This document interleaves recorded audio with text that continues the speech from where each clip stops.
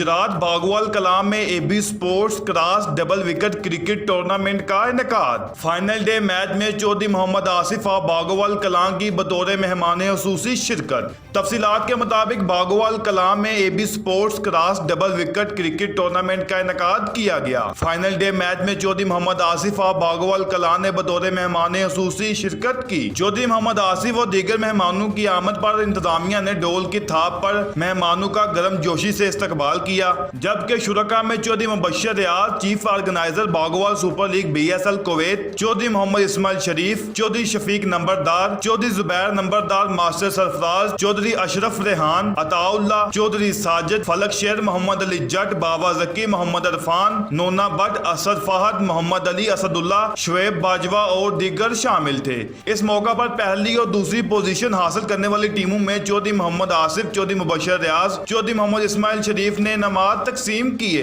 जबकि इस मौका पर चौधरी मोहम्मद आसिफ ऑफ बागवाल कलां ने गुफ्तगू करते हुए कहा कि सोशल मीडिया के दौर में खेल के मैदान को आबाद रखना हकीकी मानों में काबिल सताइश है। खेल इंसान को जिस्मानी और जहनी तौर पर हमेशा चुस्त रखता है। बागवाल कलां की सरजमीन पर टूर्नामेंट करवाने पर इंतजामिया को खराज तहसीन पेश करते हैं। मजीद अगर आप इस तरह की एक्टिविटीज करेंगे तो हमेशा की तरह हमें अपने शाना बशाना पाएंगे।